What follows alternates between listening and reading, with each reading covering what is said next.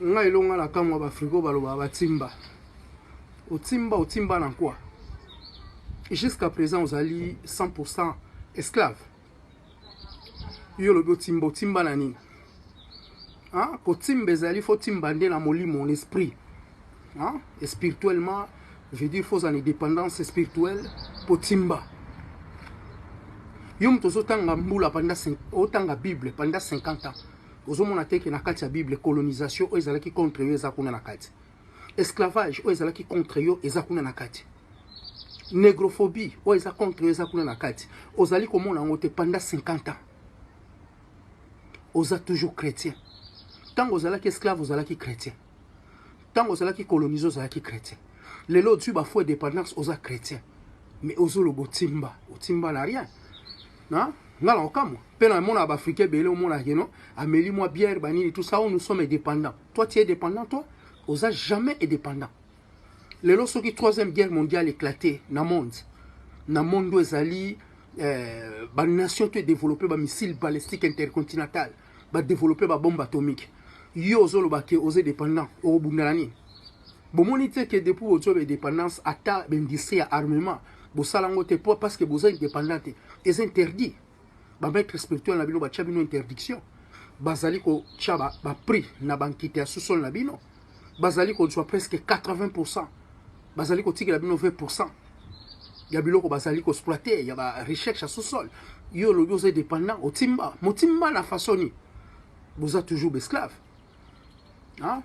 Pour mon toit timba ko ako demeurer chrétien parce que chrétien est égal esclave. Mundela zo maintenir yo. Façon mundele basala idéologie à religion ezali façon bino bokanisela rangote. Mundele asalaki religion pour la suprématie na e. Asalaki religion pour se soumettre pour la soumission. Na molilo ozalango na molimo ah c'est la parole de Dieu. Parole de Dieu. Mais Jésus pena mutaye ko loka bino bien. Jésus a loki bino a neutralisé bino. Hein, Jésus botingama. Au fur et à mesure temps ils ont passé pour comprendre que Jésus a ali grand moloki à l'homme noir. L'homme noir a na puissance te, a rien à monde likolo ya Jésus. Botikali ba pacifiste. Likolo ya Jésus. Vous allez incapable de kobungela même ba nation na bino likolo ya Jésus. Hein? Vous avez dépendance spirituelle likolo ya Jésus. Vous avez dépendance politique likolo ya Jésus. Vous avez dépendance économique likolo ya Jésus. Vous avez un véritable esclave. Vous comprendre. Botika ko timba un cas fois la timba de la molimo. Beaucoup fa esclave. Bobo tam esclave, beaucoup fa esclave. Même génération ngala bino. To ça les logo morota. Tel exemple bato c'est la bête qui a déjà que non. Et bembe a tieni kiteke de ko kita na mboka ya Kongo te. Et bembe wana ezali na bamindele. Bazana ngo wana ya bango. Tout comme bembe ya Patrice Lumumba bomona nzile kenda te. Ba ebembe même ya ba Laurent Désiré Kabila wana eza na maboko na bango. Même bembe ya Mobutu eza na kati ya maboko na bango. Bosa ba cérémonie satanique diabolique ba kesi ba nini ba tout ça c'est ça l'esclavage. L'homme noir a ça rotimba te. Et bien même moko ya tieni kiteke eza na mboka te. Nyonso eza na maboko ya ba maître spirituel na bino.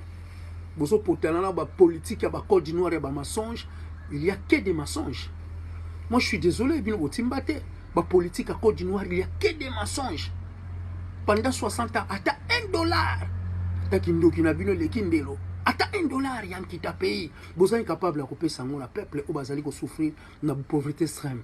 Après, vous allez botimba. Botimba, vous êtes un véritable esclave. Quand tu as gagné un temps d'esclavage, dans 7 ans, vous allez botimba. Et on va déclencher une guerre pour chasser mon délai. Mais génération en Arabino, bon, mon lili.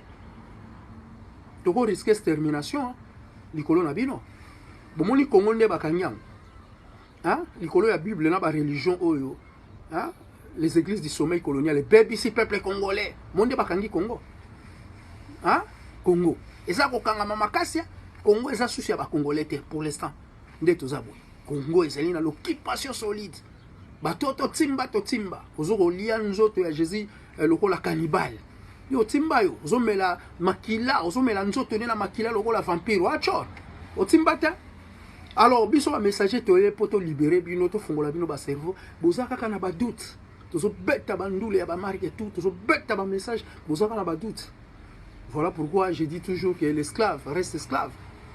À vie. Je suis désolé. Timba, o timba yo mtu wa esclave o timba. O timba lani. Nga le mbibinois. Bozana culture te. Voilà pourquoi beaucoup mana ABCD ozolo botimba. Ozana langue officielle te. Langue officielle y'Afrique. Autant ngo na ba école. Au développer nango science. Ozana ngo te ozolo botimba. Ozana religion ya source te. Ancestrale. Ozolo botimba. Oyina ba set oyina nyoso nzamba pesa na ozolo botimba. Non, tu es malade. Je dois vous désaliéner. Vous les nègres aliénés. Vous êtes pire, vous êtes tout simplement malade. Malade, il m'a cassé quoi. Je suis désolé. Au tep.